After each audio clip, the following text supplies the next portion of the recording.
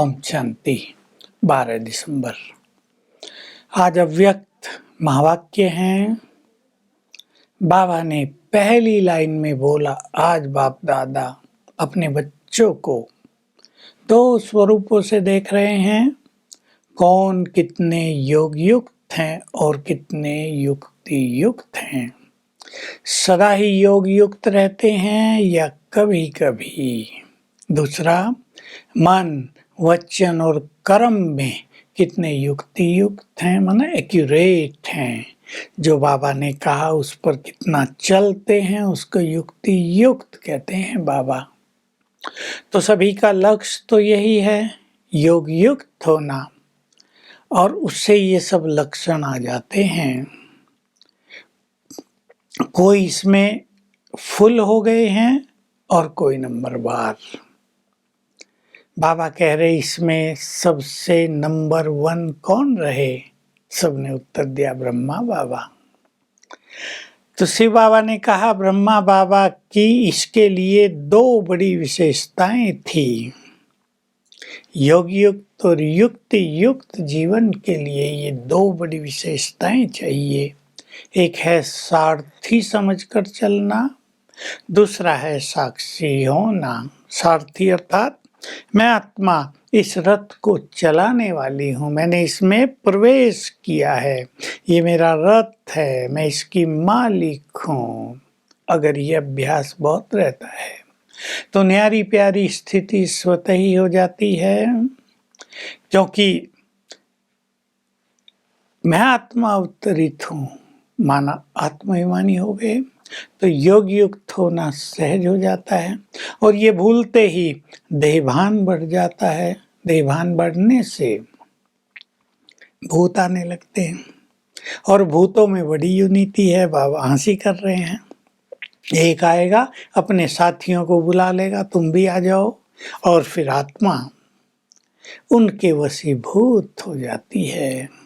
वश करने की बजाय उनके वशीभूत हो जाते हैं। लेकिन जो सारथी समझ कर अपने को चलते हैं, मैं आत्मा इस रथ की सारथी हूँ, वे कर्मेंद्रिय जीत बन जाते हैं। स्थूल कर्मेंद्रियों के भी और सूक्ष्म शक्तियों के भी, यानी मन बुद्धि संस्कारों को भी जीतने वाले बन जाते हैं। तो बाबा बहुत अच्छी बात कह रहे हैं। जब कोई गलती करते हैं तो कहते हैं मेरा ये भाव नहीं था, मेरा संस्कार ही ऐसा है। तो इसको अपना संस्कार बना लो ना, कि मैं आत्मा इस तन में आई हूँ, इस रथ की सारथी हूँ।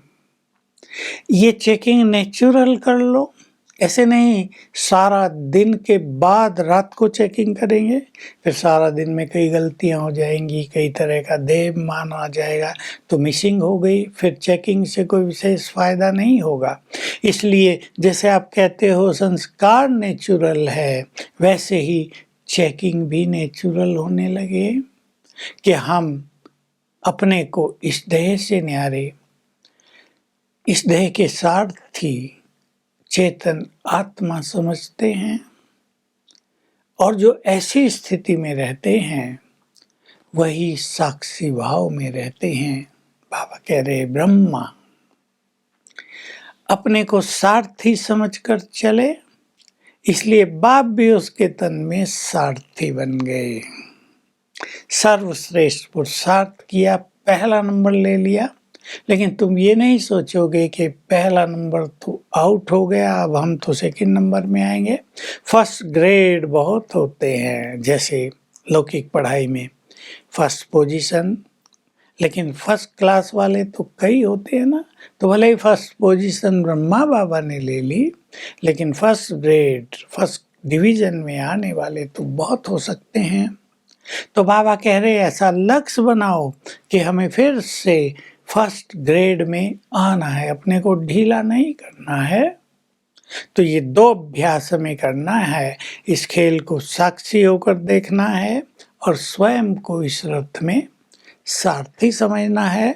तो हम माया के वशीभूत भी नहीं होंगे, कर्मेंद्रियों के वशीभूत भी नहीं होंगे, और इससे परम सुख मिलेगा। बाबा आज बहुत अच्छी बात कह रहे, ये जो पुरुषार्थ है ये प्रत्यक्ष फल देने वाला है। इसको ही कहते हैं पुरुषार्थ की सिद्धि। सिद्धि में 2 शब्द बाबा ने बोले, बहुत सुखों की अनुभूति, बहुत खुशी की अनुभूति। ये दोनों प्रत्यक्ष मिलते हैं। कभी सोचा था कि भगवान इस तरह आकर हमें फल देंगे? अब बाप साथ साथ ये फल दे रहे। अभी कर्म किया, अभी सिद्धि मिली, यानी सुख और बहुत ज्यादा खुशी प्राप्त हो गई। टीचर्स सामने बैठी हैं तो बाबा कह रहे टीचर्स नंबर 1 अपने को बनाएंगी। बाबा टीचर्स को बहुत सम्मान देते हैं। तो इस पुरुषार्थ में कहना पहले मैं, ईर्ष्यावश कोई आगे बढ़ रहा उसको देखकर कहे ये क्यों, पहले मैं होना चाहिए, वो नहीं। पुरुषार्थ में पहले मैं रहेंगे तो सेवाओं में भी सहज सफलता रहेगी, क्योंकि आप सब सैंपल हो, एग्जाम्पल हो। जैसे ब्रह्मा को देखकर सभी फॉलो करते हैं, आप टीचर्स को देखकर भी सभी फॉलो करते हैं। तो बाप ने तुम्हें आकर श्रेष्ठ मत दी, इससे सबकी श्रेष्ठ गति हो गई। इसलिए भक्ति में कहावत चली आई, अंत मति सो गति, यानी कल्प के अंत में आकर बाबा तुम्हें श्रेष्ठ मत देते हैं तो तुम्हारी गति भी श्रेष्ठ हो जाती है। तुम्हारे हर कर्म यादगार बन जाते हैं।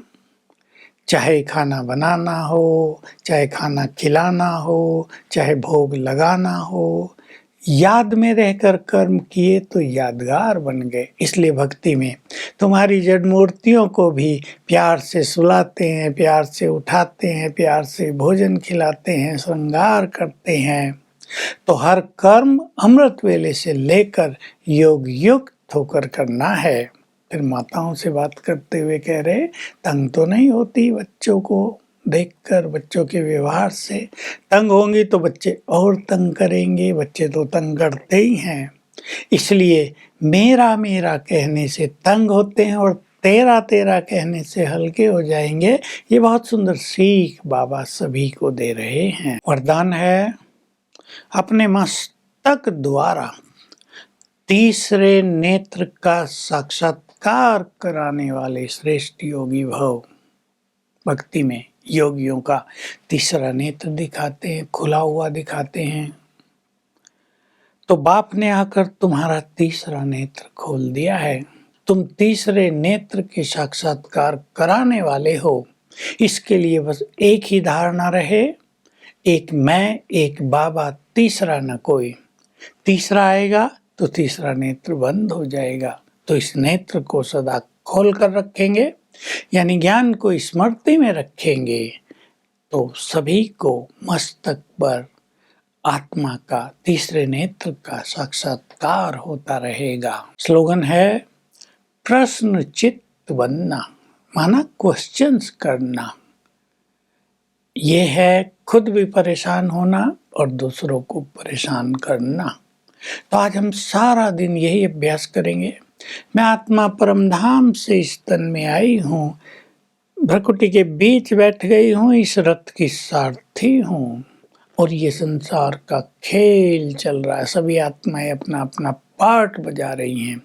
तो सारथी भाव, साक्षी भाव दोनों का अभ्यास करेंगे हर घंटे में एक बार, तो न्यारी और प्यारी स्थिति बन जाएगी। ओम शांति।